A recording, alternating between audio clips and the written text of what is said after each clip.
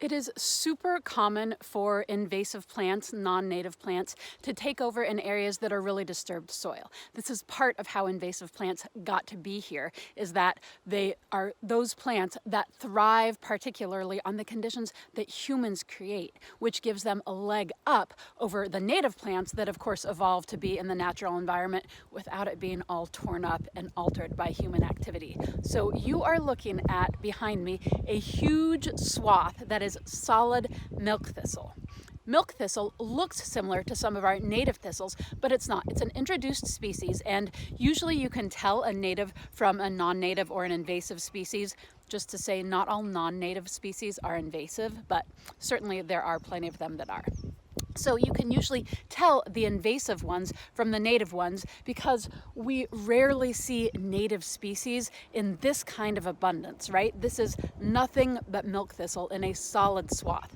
Native species usually have mechanisms to keep populations in check. They evolved with the plants around them so they don't take over in the same way. So I wanted to point out this milk thistle because while a lot of people, have this real negative idea of invasive plants, a lot of invasive plants are actually medicinal or edible or helpful to humans in a variety of ways. And milk thistle is one of those. So I want to introduce you to this lovely plant, even though it's not native, and help you get to know it because particularly in the spring, this is one that can be really, really helpful for helping us get our systems vital and vibrant after a winter of stagnation.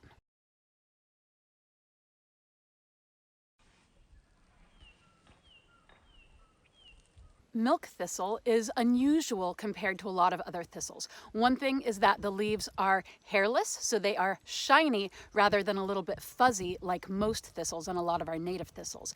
Also, it has this beautiful white patterning on the leaves that is very distinctive and easy to remember because milk thistle, it looks like someone spilt a network of milk all over it. So milk thistle, like most thistles, have edible greenery.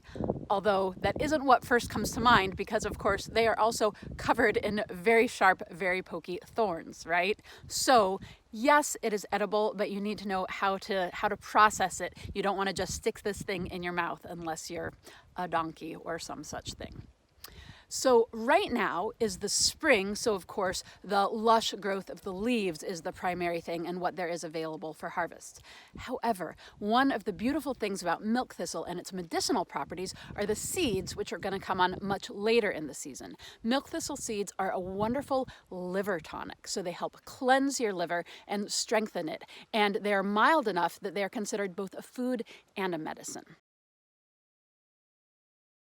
Milk thistle, of course, is in the aster family, related to things like sunflowers and particularly closely related to artichokes. Artichokes are essentially an enormous thistle, and what we eat is the flower head. So other thistles, and particularly milk thistle, because it is hairless and it's really big and succulent and abundant, you can actually eat the flower heads just like you could eat an artichoke. They're just a lot smaller. So the stems of the beautiful green leaves in the spring, the flower heads in the midsummer when they're coming on, and then once those flowers are mature, collecting the seeds, which is a liver tonic, it is a female reproductive tonic, and it's also a food. So get to know your milk thistle. I'm going to show you the processing of the stems for the succulent greenery that is available now in the early spring. So here you can see the back of the leaf doesn't have that white marking, and unlike some thistles that have spines on the underside of the leaves or the back of the stem, these are just hairs on the milk thistle. The spines are only on the edges of the leaf margins. So by taking my knife and slicing along either side of the stem, I'm going to have a nice succulent centerpiece that's going to be a little bit like a stalk of celery, kind of similar to celery in texture, but less stringy and with the delicious flavor of an artichoke rather than the celery flavor. Really nice food. All right, so I'm here in a different setting with some lovely baby milk thistles coming up here. So to process them, I just reached in as deep as I could to the plant and nipped off the leaves. And now I'm holding them by the bare stem, and I'm just sliding my knife along the side, cutting off all of those thorny bits and letting those turn back into soil. So now I have this beautiful stalk, which is delicious and really nice and juicy. And this is very good because it doesn't just have food value, and it's also a good way to get moisture if you're out hiking and you don't have a water bottle with you, or if you are in another moisture stress situation. Very succulent, very juicy, and even if the water around the milk thistle is funky, growing into the plant itself is a natural filtration process. So safe water in these delicious succulent stems of the milk thistle. Lots of good fiber, which can be very important. And a good way to process these is to chop them up and add them to salad.